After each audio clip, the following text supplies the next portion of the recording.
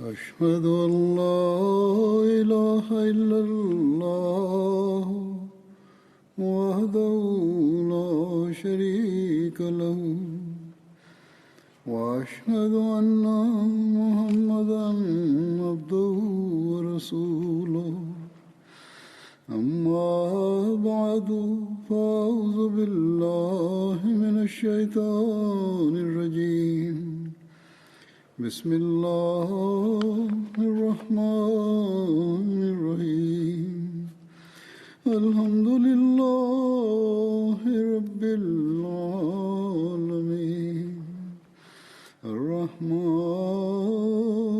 الرحيم مالك يوم الدين إياك نعبد وإياك نستعين اهدنا الصراط المستقيم صراط الذين أنعمت عليهم غير المغضوب عليهم ولا الضالين.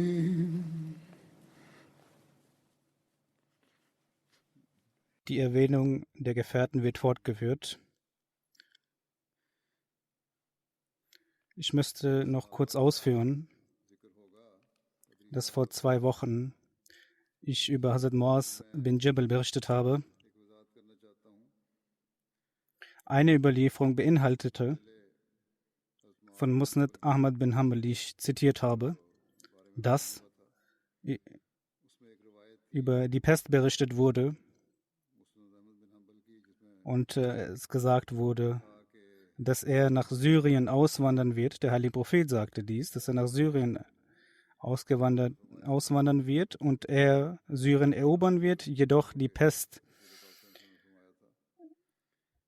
ihn angreifen wird und er erkrankt wird und er davon betroffen sein wird. Es ist aber hier ein Fehler bei der Übersetzung unterlaufen und ich möchte dies kurz ausführen und die richtige Übersetzung der Überlieferung vortragen. Ismail bin Ubaidah überliefert, dass Hazrat Muaz bin Jabal, Raziyallahu anhu, sagte, dass ich den heiligen Propheten sallallahu alaihi wasallam sagen hörte, dass ihr nach Syrien auswandern werdet und ihr werdet Syrien erobern. Dort wird eine Krankheit sich ausbreiten, die sehr stark die Haut angreifen wird. Die wird unterhalb des Bauchnabels der Menschen angreifen. Es sind verschiedene Wörter, die benutzt werden, die hierbei benutzt wurden. Es sind, die Übersetzung lautet zum Beispiel, wenn am Bein ein Geschwür entsteht oder ein Ausschlag entsteht, damit ist dies zu verstehen. Und es heißt, dass Allah die Gefährten reinen wird und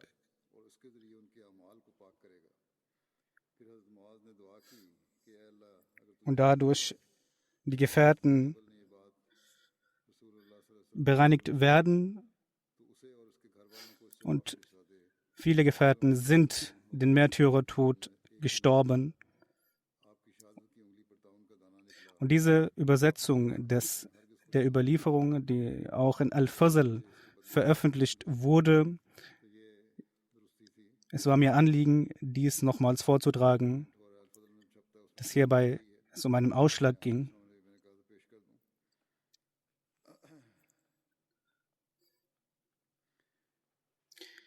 Die Erwähnung von Hazrat Abdullah bin Amr wird fortgeführt. Ich werde dies nun weiter berichten. Hazrat Jabir bin Abdullah berichtet, dass in der Schlacht von Uhud mein Vater zum heiligen Propheten sallallahu alaihi wasallam gebracht wurde und er war sehr stark verletzt, beziehungsweise seine Augen beziehungsweise seine Ohren und seine Nase wurden geschnitten und er war entstellt worden. Und es heißt, als ich das Tuch entfernen wollte, um ihn anzuschauen, wurde mir gesagt, dies nicht zu tun. Und man hörte eine Frau schreien und es wurde gesagt, dass dies die Tochter von Hazrat Abdullah bin Amr ist. Sie heißt Fatima, es heißt aber auch, dass sie die Schwester von Hazrat Abdullah bin Amr war. Der Heilige Prophet sallallahu alaihi wasallam sagte, weine nicht, denn die Engel beschützen ihn. Es heißt in einer weiteren Überlieferung, dass Hazrat Jabir bin Abdullah überliefert, dass mein Vater, als er gebracht wurde in der Schlacht von Uhud, meine Tante geweint hat und ich begann auch zu weinen und die Leute hielten mich davon ab, aber der Heilige Prophet sallallahu alaihi wasallam hielt mich davon nicht ab. Und der Heilige Prophet sallallahu alaihi wasallam sagte, ob ihr weint oder nicht weint, ich schwöre bei Allah, die Engel beschützen ihn mit ihren Flügeln, bis ihr ihn begraben habt. In der Schlacht von Uhud, beziehungsweise das Namaz-e-Janaza der Märtyrer, darüber gibt es verschiedene Überlieferungen. Hazrat Jabir bin Abdullah berichtet, dass der heilige Prophet sallallahu alaihi wasallam in der Schlacht von Uhud 2 Märtyrer in einem Leichentuch umwickelte und fragte, wer kannte von ihnen den Koran am besten? Und wenn dann auf einen hingewiesen wurde, hat er diesen zuerst in das Grab gelegt und er sagte, ich bin Zeuge für den jüngsten Tag, dass sie nicht gewaschen wurden und sie wurden so in das Grab gelegt. Es heißt in einer anderen Überlieferung, dass Hazrat Uqba bin Amir berichtet, dass der Heilige Prophet sallallahu alaihi wasallam gekommen ist und er das Trauergebet der Märtyrer vortrug. Und in einer anderen Überlieferung von Sahih Bukhari heißt es, dass nach 8 Jahren der Schlacht von Uhud das Trauergebet verrichtet wurde. In Sunan Ibn Majah wird berichtet, Hazrat Ibn Abbas sagt, dass die Märtyrer von Uhud, als sie vor dem Propheten gebracht wurden, der heilige Prophet sallallahu alaihi wasallam von 10 Märtyrern das Trauergebet verrichtete und der Körper von Hazrat Hamza die ganze Zeit vor ihm lag. In Sunan Abu Dawud wird berichtet, dass Hazrat Anas bin Malik berichtet, dass in der Schlacht von Uhud die Märtyrer nicht gewaschen wurden und ihre Wunden nicht bereinigt wurden und sie in das Grab gelegt wurden und kein Namaz-e-Janaza verrichtet wurde. In einer anderen Überlieferung heißt es, dass Hazrat Anas berichtet, dass der heilige Prophet außer von Hazrat Hamza von niemandem das Trauergebet leitete. In Sunan Tirmidhi heißt es, dass Hazrat Anas bin Malik berichtet, dass der heilige Prophet nicht das Trauergebet der Märtyrer leitete. In Sirat ibn Hasham und in Sirat Halbiya heißt es, dass der heilige Prophet das Trauergebet, das Totengebet der Märtyrer folgendermaßen verrichtete, dass er 7 Takbirat aussagte. In Sirat Halbiya heißt es, dass 4 Takbirat gesagt wurden und danach wurden einzelne Märtyrer gebracht und wurden neben dem Körper von Hazrat Hamza gelegt und es wurde das Totengebet verrichtet neben dem Körper von Hazrat Hamza. Dies soll 72 Mal und 92 Mal geschehen sein. Das heißt, das Totengebet von Hazrat Hamza wurde 72 oder 92 Mal verrichtet. Es heißt in einer anderen Überlieferung, dass neben Hazrat Hamza 9 weitere Gefährten gebracht wurden und es wurde das Totengebet verrichtet. Dann wurden weitere 9 Gefährten gebracht, weitere 9 Märtyrer. Und der heilige Prophet sallallahu alaihi wasallam das Totengebet leitete und er hat stets 7 Mal das Totengebet gesagt. In Sirat al-Halbiya heißt es, dass hierbei wird darüber diskutiert, über das Totengebet. Und es heißt, dass die Überlieferung Hazrat Jabir bin Abdullah, dass die Märtyrer in das Grab gelegt wurden, ohne dass sie gewaschen wurden und nicht ihr Totengebet verrichtet wurde, dass dies authentisch sei. Hazrat Imam Shafi berichtet, dass aufgrund vieler Überlieferungen es deutlich wird, dass der heilige Prophet sallallahu alaihi wasallam das Totengebet der Märtyrer nicht verrichtete. Und die Überlieferungen, in der es heißt, dass er das Totengebet verrichtete und zum Beispiel auf Hazrat Hamza 70 Mal das Takbir sagte, nicht stimmt. Und wie es auch in einer anderen Überlieferung heißt, dass nach 8 Jahren ein Totengebet verrichtet wurde, heißt es, dass dies, wie ich bereits sagte, es gibt sehr viele Meinungen, sehr viele Diskussionen darüber. Ich werde weitere Überlieferungen vortragen. In dem Bukhari steht in Babus Salat al-Shahid,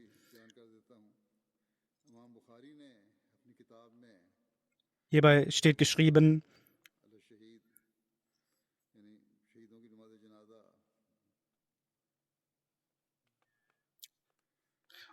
und er hat nur 2 Überlieferungen unter diesem Absatz zitiert.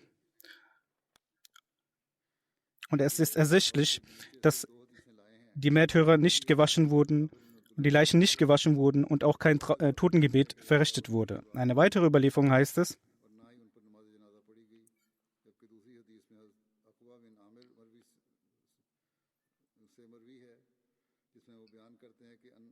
dass an einem Tag der heilige Prophet sallallahu alaihi wasallam gegangen ist und das Gebet geleitet hat für die Märtyrer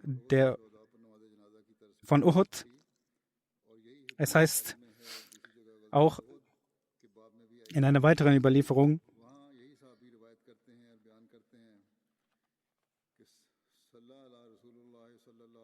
dass der heilige Prophet sallallahu alaihi wasallam nach 8 Jahren das Totengebet geleitet hat. Und es war ein solches Gebet, als würde man sich von einem Lebenden verabschieden. Eine weitere Diskussion wurde geführt und es heißt, dass, was Imam Shafi berichtet hat, dass er gesagt hat, wenn jemand verstorben sei und nach einer langen Zeit nicht das Totengebet verrichtet werden darf. Und es heißt, als der heilige Prophet sallallahu alaihi wasallam kurz vor seinem Tod zu den Gräbern gegangen ist und sich verabschiedet hat von ihnen. Über das Begräbnis der Märtyrer heißt es auch in Sirat Khatam an-Nabiyyin, als die Märtyrer und die Körper gesammelt wurden und das Begräbnis stattfand. Der heilige Prophet sallallahu alaihi wasallam sagte, dass die Kleidung nicht gewechselt werden soll und diese Märtyrer nicht gewaschen werden sollen, der Körper nicht gewaschen werden soll. Und das Totengebet wurde nicht zu dieser Zeit verrichtet und sie wurden in das Grab gelegt. Und es wurde gewöhnlich in einem Leichentuch 2 Märtyrer gelegt. Und jener, der den heiligen Koran am besten konnte und mehr konnte, wurde nach der Anweisung des heiligen Propheten sallallahu alaihi wasallam zuerst in das Grab gelegt. Es heißt weiter, es wurde nicht das Namaz-e-Janaza verrichtet, aber kurz vor dem Tod des heiligen Propheten sallallahu alaihi wasallam hat der heilige Prophet vor allem für die Märtyrer von Uhud das Totengebet verrichtet. Dies wird aus verschiedenen Referenzen aus den historischen Büchern zitiert und erläutert. Und er hat sehr stark und sehr inbrünstig für sie gebetet. Es kann sein, wie es bereits berichtet wurde, dass der heilige Prophet sallallahu alaihi wasallam zu den Gräbern gegangen ist und für sie gebetet hat. Hazrat Jabir bin Abdullah berichtet, dass ich nach 6 Monaten ein Grab für meinen Vater fertigstellte und meinen Vater begraben habe. Und ich habe keine Veränderung im Körper meines Vaters gesehen, außer seinem Bart, das sich ein bisschen verändert hatte. In einer anderen Überlieferung heißt es, dass Hazrat Jabir bin Abdullah berichtet, dass in der Schlacht von Uhud 2 Leute in einem Grab gelegt wurden und auch mit meinem Vater wurde eine weitere Person gelegt. Und nach 6 Monaten dachte ich mir, dass ich meinen Vater in einem separaten Grab beisetze. Und als ich seinen Körper sah, habe ich gesehen, dass sein Körper sich nicht verändert hatte. Nur eine kleine Veränderung des Körpers war zu erkennen. Nach 40 Jahren hat in seiner Zeit von Amir Muawiyah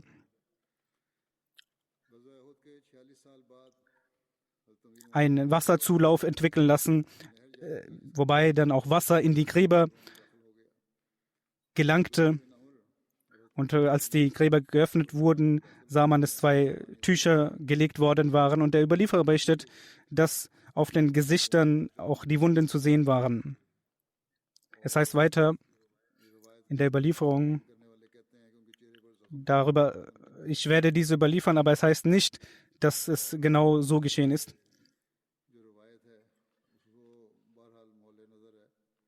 Es sind in einigen historischen Büchern geschrieben worden und es lesen dies auch einige, deshalb werde ich dies erwähnen. Es kann sein, dass auch etwas mehr geschrieben wurde, als die Wunde, als die Hände von den Wunden entfernt wurden, es begann Blut zu fließen, was eigentlich unmöglich ist. Nun, solche Überlieferungen finden wir auch. Hazrat Jabir bin Abdullah sagt, dass er den Körper seines Vaters sah, sagt er, es sah so aus, dass er schläft und nach 40 Jahren ist es eigentlich unmöglich, wenn man dann die Gräber geöffnet hat, dass der Körper weiterhin so verblieben ist, denn es muss eine Veränderung gekommen sein. Hazrat Jabir bin Abdullah berichtet, dass mich der heilige Prophet, als ich ihn traf, er sagte, O Jabir, was ist mit dir? Ich sehe dich sehr traurig. Er sagte, O Prophet Allahs, mein Vater ist in der Schlacht von Uhud verstorben und er hat Schulden hinterlassen. Der heilige Prophet sagte, soll ich dir die frohe Botschaft geben? Geben Sie mir eine frohe Botschaft. Allah sagte, dass niemand mit jemandem gesprochen hat, außer dass ein Vorhang zwischen diesen beiden war. Aber Allah hat deinen Vater wiederbelebt und ihn direkt angesprochen.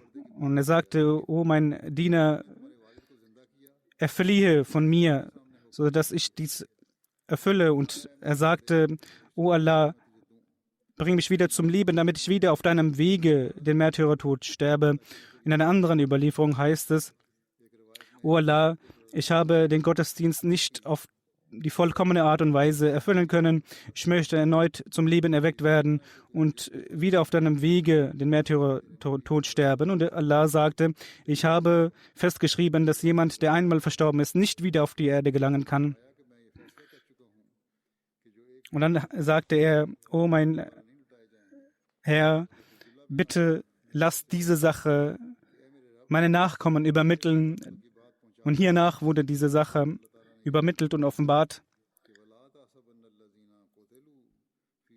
dass jener, der auf dem Wege Allahs verstirbt, dass man diese nicht als tot erachten sollte, sondern diese sind lebendig.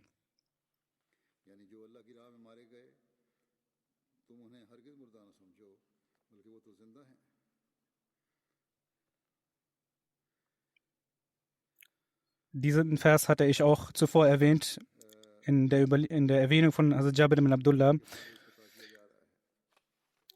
Und die Ausführung dieser Überlieferung hat Hazrat Khalifat al-Masih Rabi, der 4. Khalif, vor seiner Khilafat auch angesprochen. Und er sagte, dies ist eine außergewöhnliche Überlieferung, eine außergewöhnliche Weisheit und Wissen ist zu erkennen. Und hierbei ist zu erkennen, dass wie der heilige Prophet sallallahu alaihi wasallam eine lebendige Beziehung mit Gott hatte und er Mitgefühl zu seinen Gefährten verspürte und auf der anderen Seite die lebendige Beziehung mit Gott führte. Und in der Schlacht auch war dieser Zustand vorhanden. Er war auf der Erde und war im gleichen Zustand auch mit Gott in einer lebendigen Beziehung, in einem lebendigen Kontakt. Er hat die Gefährten, er hat Mitgefühl gezeigt zu den Gefährten. Allah zeigte er Mitgefühl mit dem heiligen Propheten sallallahu alaihi wasallam. Allah hat ihm die Botschaft gegeben: O jener, du mich am meisten liebst. Wir haben in den Menschen eine große Liebe für dich entwickelt. Und auch wenn sie diese Welt verlassen, sind sie immer noch bestrebt, dich wiederzusehen. Ihr Paradies ist jener, dass sie stets den Märtyrertod sterben und stets mit dir sind und wieder mit dir sind und wieder mit dir sind. Hazrat Jabir bin Abdullah sagt, dass Hazrat Abdullah bin Amr, als er verstorben ist und er Schulden hatte, und ich habe den heiligen Propheten sallallahu alaihi wasallam gefragt, dass er den Gläubigern sagen soll, dass die Schulden gemindert werden. Und der heilige Prophet sallallahu alaihi wasallam hat den Gläubigern dies ausgerichtet, aber sie haben den Kredit nicht gemindert. Und der heilige Prophet sallallahu alaihi wasallam sagte zu mir, dass er die verschiedenen Arten der Datteln separat legen soll.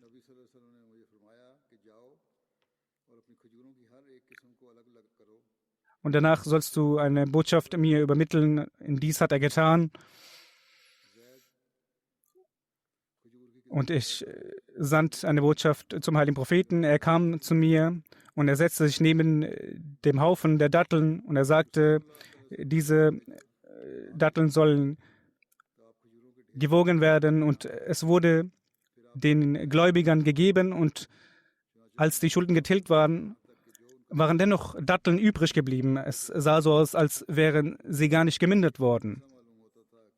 Hazrat Abdullah bin Amr hat neben Hazrat Jabir bin Abdullah 6 Töchter hinterlassen. In der Überlieferung von Sahih Bukhari heißt es, dass er 7 oder 9 Töchter hinterlassen hat. Der nächste Gefährte, den ich erwähnen werde, ist Hazrat Abu Dajana. Hazrat Abu Dajana bin Khsab. Hazrat Abu Dajana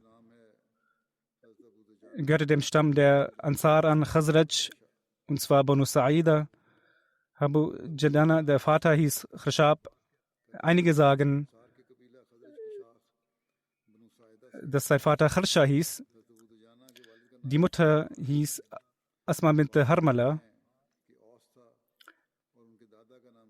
Er war durch seine Kunie Abu Dajana berühmt. Er hatte einen Sohn, dessen Name Khalid war. Und die Mutter von ihm hieß Amna bint Amr. Also Utbah bin Ghazwan, als er nach Medina ausgewandert ist, hat er zwischen ihm und Hazrat Abu Dajana den Bund der Brüderschaft geschlossen.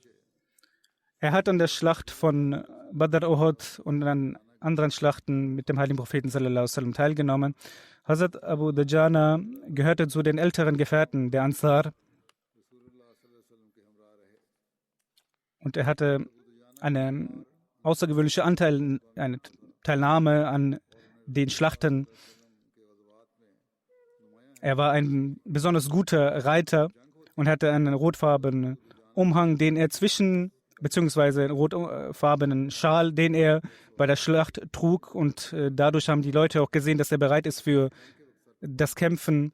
Er war ein sehr mutiger Gefährte. Muhammad bin Ibrahim berichtet von seinem Vater, dass Abu Dajana in der Schlacht aufgrund seines roten Schals bekannt war und gesehen wurde.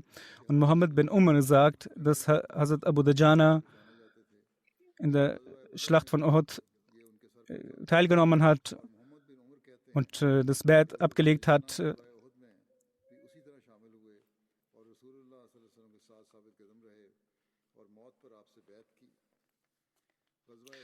Hazrat Abu Dajana war sehr verletzt worden in der Schlacht von Uhud, und in dieser Schlacht ist auch Hazrat Musa bin Umar verstorben. Es heißt, dass in der Schlacht von Uhud der heilige Prophet sallallahu alaihi wasallam ein Schwert gehalten hat und er sagte, wer wird dieses Schwert von mir nehmen? Jeder hat seine Hand ausgestreckt und sagte, ich. Der heilige Prophet sallallahu alaihi wasallam sagte, wer wird dieses Schwert mit dem Recht, das es besitzt, nehmen? Und Hazrat Abu Dajana sagte, ich werde es nehmen und das Recht erfüllen. Und Hazrat Anas sagt, er hat das Schwert genommen und gegen die Feinde gekämpft. Das ist eine Überlieferung von Muslimen. In einer anderen Überlieferung heißt es, dass Hazrat Abu Dajana sagte, was ist das Recht dieses Schwertes? Der heilige Prophet sallallahu alaihi wasallam sagte, dass dadurch kein Muslim getötet werden soll und nicht von den Kafir, nicht von den Gläubigen weggerannt werden soll, also mutig gekämpft werden soll. Und Hazrat Abu Dajana sagte, ich werde dieses Schwert nehmen und das Recht erfüllen. Und der heilige Prophet sallallahu alaihi wasallam, als er ihm das Schwert gab, hat er gegen die Feinde gekämpft und er sagte zu diesem Moment und hat Gedichtverse ausgesprochen.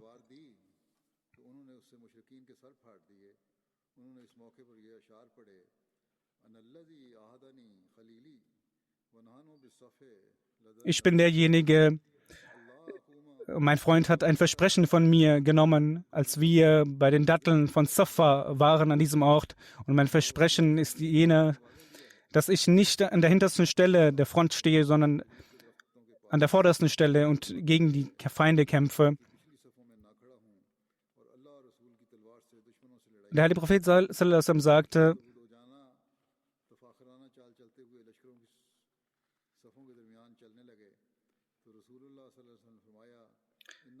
als er Abu Dajana mit weiter Brust gelaufen ist, sagte, das mag Allah nicht, aber in der Schlacht ist dies angebracht.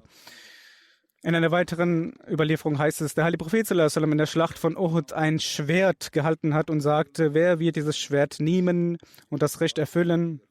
Und das heißt, dass er aufgestanden ist und sagte, O Prophet Allahs, ich werde dies tun. Und der heilige Prophet sallallahu alaihi wasallam fragte erneut, wer wird dieses Schwert nehmen und das Recht erfüllen? Und ich sagte erneut, ich. Und der heilige Prophet hat dies weiter ignoriert und fragte wieder, wer wird es nehmen? Danach hat sich Abu Dajana erhoben und sagte, ich werde dieses Schwert nehmen und das Recht erfüllen. Und welches ist das Recht? Und der heilige Prophet sallallahu alaihi wasallam sagte, das Recht ist und die Pflicht ist, dass kein Muslim getötet werden soll und mutig gegen die Feinde gekämpft werden soll. Und dann es heißt, dass danach der heilige Prophet sallallahu alaihi wasallam dieses Schwert Hazrat Abu Dajana übergab und es war die Gewohnheit von Hazrat Abu Dajana, dass er bei der Schlacht einen roten Schal trug. Hazrat Zubair sagte, dass er nun betrachtete, wie er damit umgeht, wie er mit diesem Schwert umgeht. Und er sah, dass er jeden Feind damit tötete. Und er die ganze Linie der Armee, der Feinde, bis zur hinteren Linie schaffte und wo die Frauen der Ungläubigen standen und Gedichtverse gesprochen haben.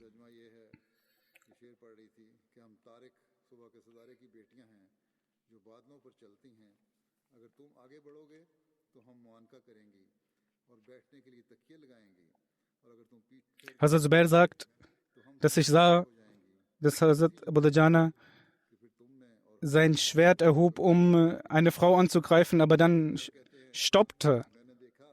Und Hazrat Zubair sagte zu ihm nach der Schlacht, ich habe den Kampf beobachtet und ich habe gesehen, dass du zuerst dein Schwert erhoben hast gegen eine Frau, aber dann nicht mehr weitergehandelt hast.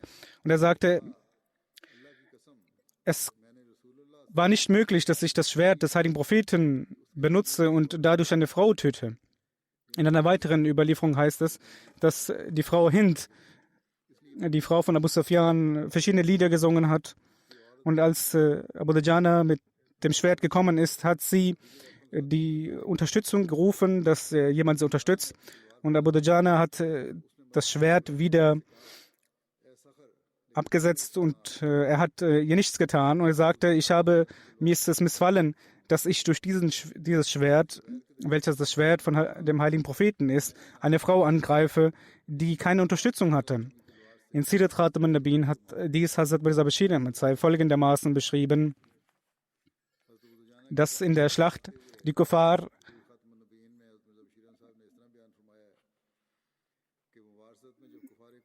als die Schlacht stattgefunden hat, dass die Muslime das Takbir ausgerufen haben und die Ungläubigen ihren Slogan ausrufen. Und zu dieser Zeit sagte der Heilige Prophet sallallahu alaihi wasallam mit seinem Schwert in der Hand, wer wird dieses Schwert nehmen?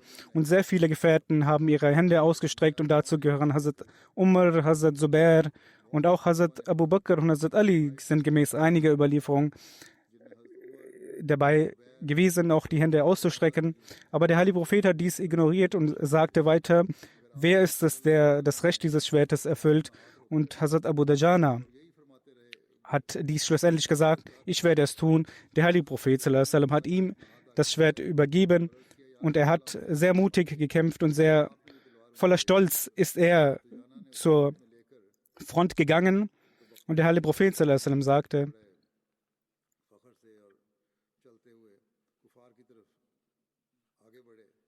zu den Gefährten, Gott mag diese Art des Laufens nicht, dass man stolz läuft, aber dies ist eine Situation, wo dies angemessen ist.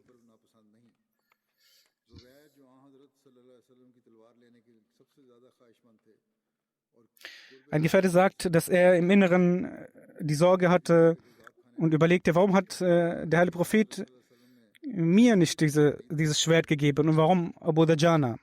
Und er sagte, ich werde nun Abu Dajana beobachten, wie er damit umgeht. Er sagte, er hat ein Tuch auf seinen Kopf gebunden, ein rotes Tuch, und er ist in die Linie der Armee gegangen, der Feinde. Und wo er auch hingegangen ist, hat er die Feinde besiegt und getötet.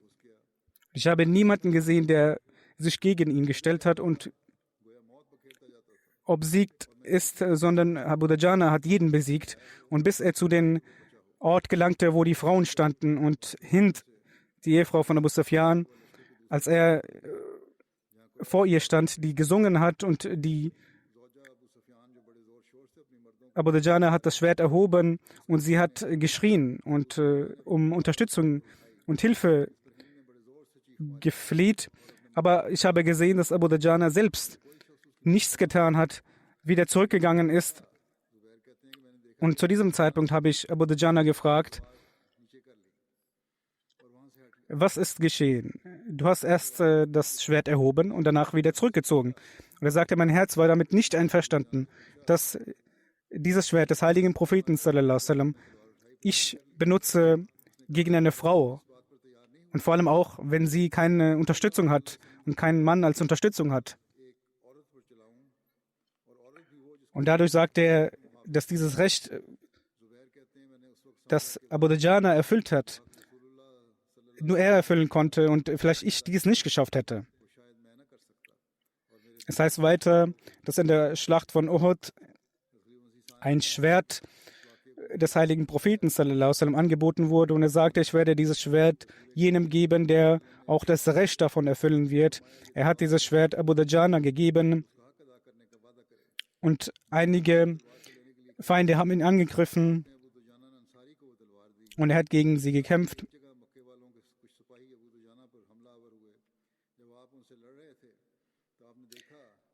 Und er hat sein Schwert erhoben gegen einen Feind, aber dann ist er wieder zurückgegangen. Und ein Freund von ihm fragte, warum hast du diesen Menschen am Leben gelassen? Und er sagte, als ich zu ihm gegangen ist, sagte er etwas, dass er nicht ein Mann ist, sondern eine Frau. Und die anderen sagten, sie hat ja in der Front gekämpft wie die anderen Soldaten. Aber er sagte, ich war damit nicht einverstanden, dass ich das Schwert des heiligen Propheten einsetze gegen eine schwache Frau. Und der heilige Prophet sallallahu alaihi wasallam hat stets die Lehre gegeben, dass man mit Respekt und Ehre den Frauen gegenüber handeln soll. Und die Frauen der Feinde haben versucht, dies auszunutzen, haben versucht,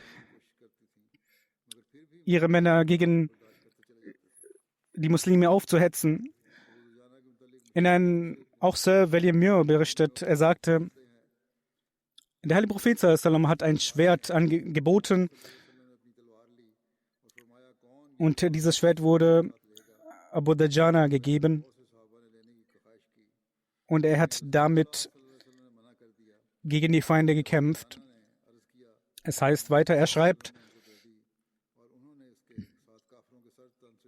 dass die Feinde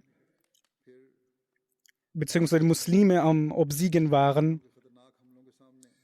Und als immer die Feinde versuchten, die Muslime erneut anzugreifen, sie zurückgedrängt wurden von Pfeilschützen, von Bogenschützen.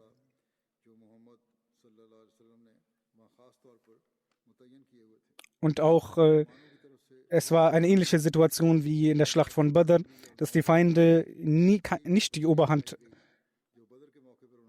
gewinnen konnten. Und Abu Dajana hat sie angegriffen mit einem Tuch, welches er auf seinen Kopf gebunden hatte, ein rotes Tuch. Und das Schwert benutzte, welches der heilige Prophet sallallahu alaihi wasallam ihm gegeben hat. Und Hazrat Hamza radhiyallahu anhu hat die Feinde bekämpft und Hazrat Ali und Hazrat Zubair haben mit ihren leuchtenden Turbanen die Feinde bekämpft und wo sie auch gingen, war dies ein Zustand der Sorge für die Feinde. Und dies ist der Antlitz und wie die Muslime obsiegt haben, was für einen Mut und Leidenschaft sie hatten. Hazrat Ibn Abbas sagt, dass als der heilige Prophet sallallahu alaihi wasallam von Uhud zurückkehrte, er seiner Tochter Fatima sein Schwert gab und sagte, bitte wasche es. Und auch Hazrat Ali hat ihr das Schwert gegeben, bitte wasche es von dem Blut. Und er sagte, bei Allah, dieses Schwert stand mir sehr gut zur Seite.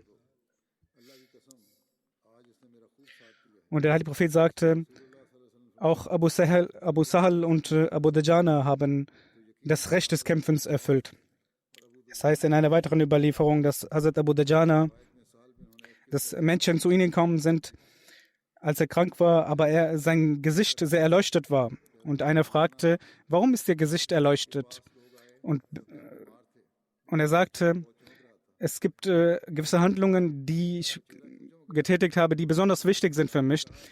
Erstens, ich sage nie eine Sache, mit der ich nichts zu tun habe.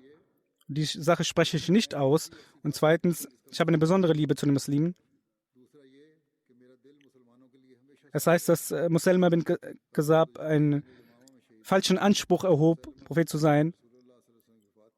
Und dann im 12. Jahr nach der Hijra eine Armee gegen ihn gesandt wurde und Hazrat Abu Dajana war auch ein Teil dieser Armee.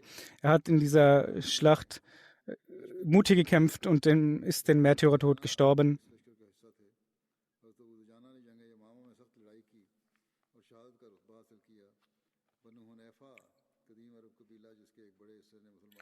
Und in Yamama wurde diese Schlacht geführt.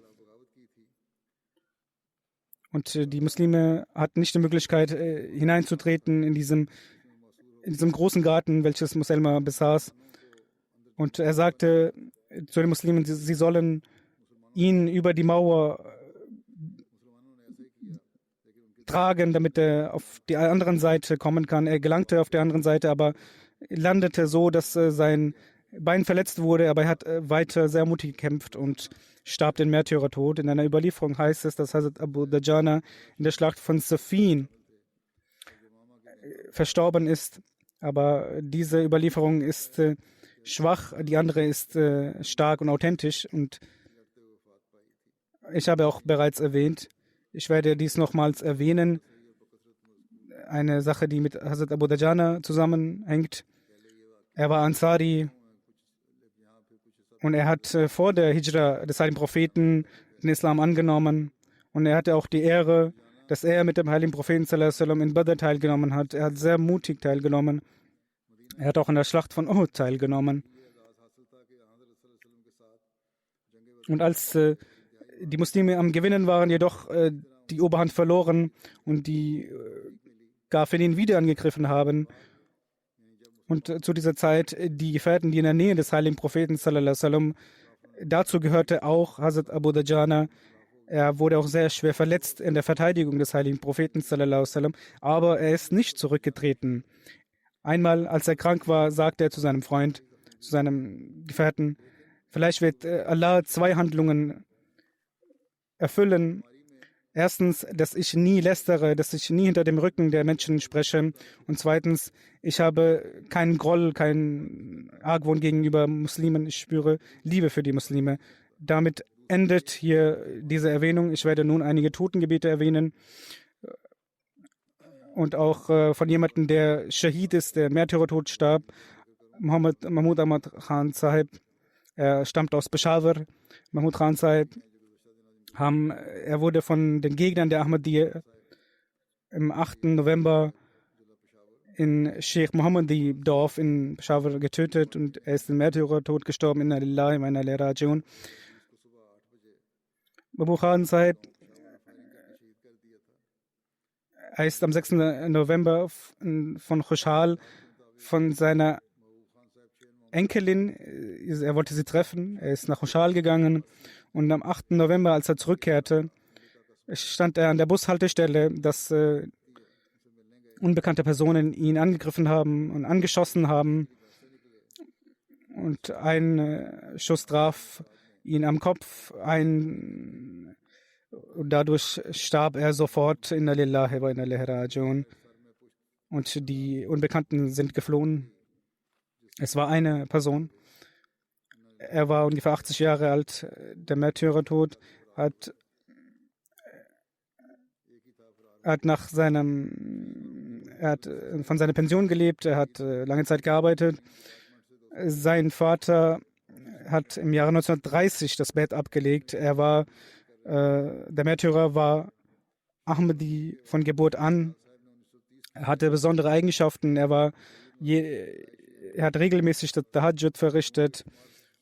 Er ist sehr gut mit den Menschen umgegangen. Er hat das Da'at Allah bzw. die Botschaft Allahs verkündet, war sehr motiviert darin.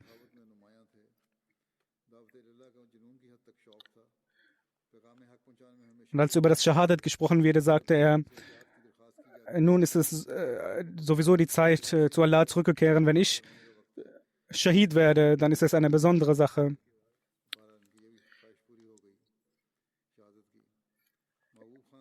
Und auch einige Verwandte von ihm sind im Jahre 1966 verstorben. Seine Ehefrau ist, der Vater seiner Ehefrau ist auch den Märtyrertod gestorben. Er hat zwei Söhne, zwei Töchter, zwei Enkel, beziehungsweise 6 Enkel.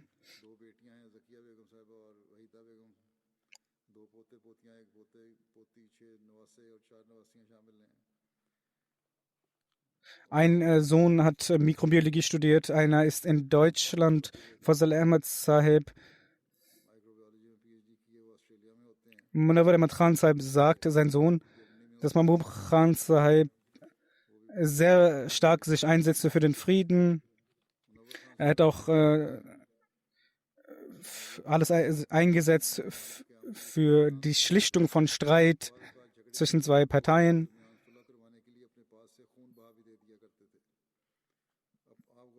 Viele Menschen sind zu ihm gekommen, damit ihre Bedürfnisse umgesetzt werden. Und er hat den Menschen, den bedürftigen Menschen geholfen. Er war sehr geduldig und war jemand, der stets hilfsbereit war. Möge Allah seine Ränge erhöhen und auch seine Nachkommen und den Angehörigen die Möglichkeit geben, diese frommen Taten fortzuführen. Das zweite Totengebet ist über Fakhr Ahmad Sahib. Er ist Murabi Silsila. Er ist aus Pakistan. Er ist bei einem Unfall mit seinem Sohn, beziehungsweise er war unterwegs mit seinem Sohn und bei diesem Unfall ist er verstorben. Inna lillahi wa inna ilaihi raji'un. Vater und Sohn sind an Ort und Stelle verstorben. Durch Allahs Gnade war er Musi. Fakhr Sahib, der Vater von Fakhr Sahib, Saif Rahman Sahib, ich habe ihn, beziehungsweise er hat selbst das Bett abgelegt im Jahre 1988. Er war der erste Ahmadi in seiner Verwandtschaft. Als der Verstorbene die Jamia verlassen hat bzw. abgeschlossen hat, hat er in verschiedenen Stellen gedient. Er war auch in der Elfenbeinküste und in den letzten 8 Jahren war er in Ahmednagar in Pakistan positioniert und wurde eingesetzt.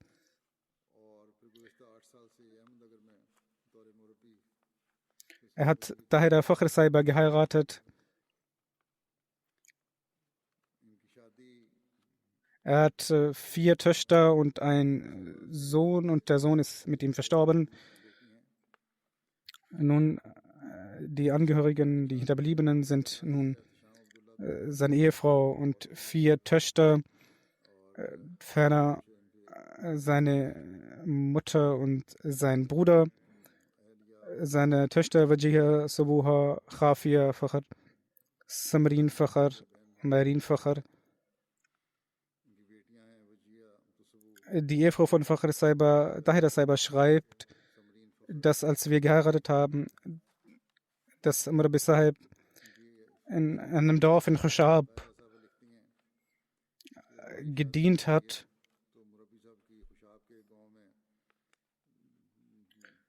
Als ich dort zum Gebetszentrum ging und er hat mir über die Pflichten einer Ehefrau eines Murabis aufgeklärt und er sagte, du bist nun mit mir auch Waqf, du solltest auch an den Jamaat-Aktivitäten teilnehmen. Er hat mich dazu erzogen. Und dann wurde er in einer anderen Stelle eingesetzt und Murabi Sahib ist zuvor schon gegangen und sie kam später an. Und sie sagt, als sie dort angekommen ist, sah sie, dass er nicht im Gebetszentrum war, als ich gewartet habe. Und es wurde gesagt, dass er zur Blutspende gegangen sei, da die Ehefrau eines Muallims krank ist. Und als er zurückkam, sagte sie, ich saß sehr lange in der Sonne und habe gewartet. Und er antwortete, dort wo ich war, das war auch eine sehr wichtige Aufgabe, die ich zu erledigen hatte. Auch in Afrika hat er sehr stark, sehr gut gedient.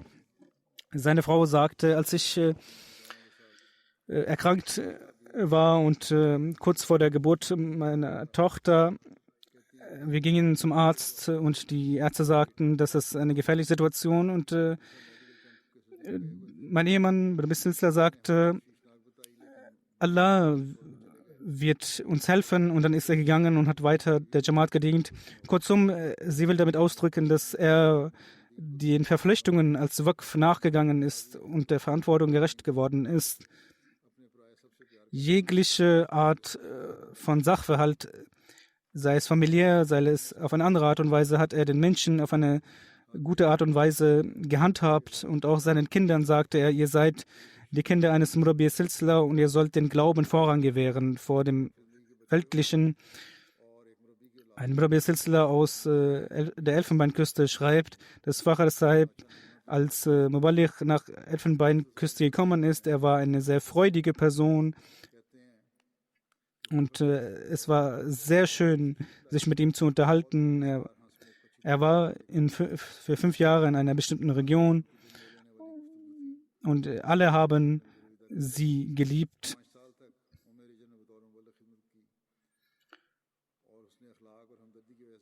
In der Jalsa Salana hat er auch, beziehungsweise für die Jalsa Salana hat er auch das Chanda gegeben, sehr stark gegeben und in einer größeren Höhe. Ein lokaler Muallim sagt, ich habe 1 Jahr mit ihm zusammengearbeitet und er hat mich behandelt wie mein Bruder. Und eine besondere Sache, die ich gesehen habe, war, dass er sehr verantwortungsbewusst war, sehr fleißig war. Und egal welche Arbeit es war, die Vorbereitung der Salana, Tabligh oder das Chanda, dass er es versuchte, so schnell wie möglich zu erledigen. Möge Allah seine Ränge erhöhen. Möge er auch seine Ehefrau und seine Töchter beschützen. Und möge er sie beschützen vor Sorgen und Problemen. Das dritte Totengebet ist über seinen Sohn, über den Sohn von Fakhr Ahmad Sahib, Ihtisham Ahmad Sahib. Und wie ich bereits sagte, er war mit seinem Vater unterwegs und ist an diesem Unfallort verstorben. Er gehörte dem Waqf Nau an und er war im First Year. Er war nicht Musi, aber hatte das Formular ausgefüllt. Die Behörde kann dazu auch jetzt weiter daran arbeiten, da das Formular ja ausgefüllt wurde. Seine Mutter sagt, mein Sohn hatte sehr viele gute Eigenschaften. Er war regelmäßig in Gebeten, er war in der Waqf Nau, er hat das Duty mit Freude und regelmäßig erfüllt, auch in der Moschee. Und auch an dem Tag, als er verstorben ist, hat er das Duty in der Moschee erfüllt. Möge Allah auch ihn vergeben und seine Ränge erhöhen. Das nächste Janaza von Abdul Karim Sahib von Rabwa. Er hat in der State Bank von Pakistan gearbeitet. Er war nun pensioniert. Er ist im Alter von 92 Jahren verstorben. Inna lillahi wa inna ilaihi raji'un. Hazrat Maulvi Muhammad Said, der Gefährte, war sein Großvater.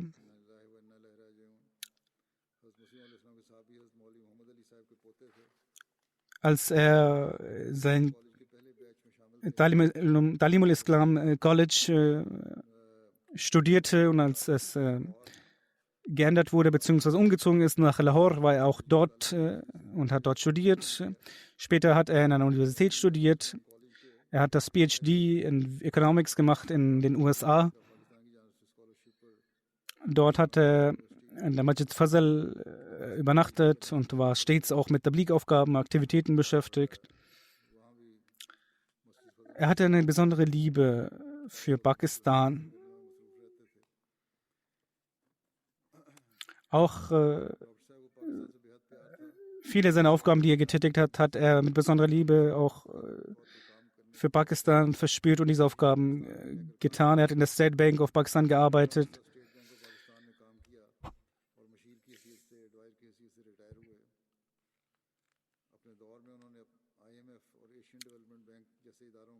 Er hat auch im Innenministerium gearbeitet, im Finanzministerium und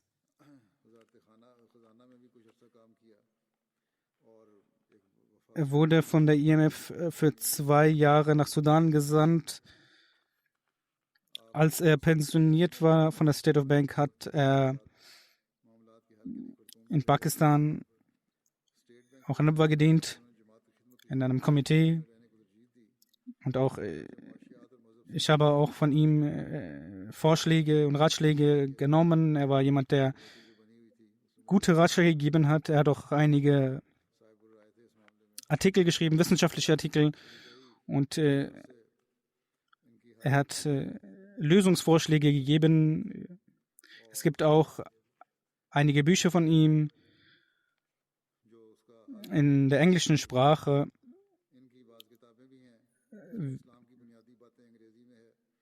Im Jahre 1989 ist er auch nach Taschkent gegangen, hat dort auch gedient. Der vierte Khalif hatte ein Komitee gegründet, welches sich um Zinsangelegenheiten kümmerte und auch ein Subkomitee, und er war Mitglied dieses Komitees. Und ich hatte auch die Möglichkeit, in einem Subkomitee mit ihm zu arbeiten. Wie ich bereits sagte, er hat sehr detailliert arbeitet, mit Argumenten gesprochen, und er hat auch einige Artikel über das Zinssystem mir zugeschickt. Und seine Arbeit gegen das Zinssystem und es ist auch gut möglich, dass einige seiner Vorschläge für ein neues System gegen das Zinssystem auch eingesetzt werden und hinzugefügt werden. Möge Allah ihn vergeben, möge Allah seine Ränge erhöhen.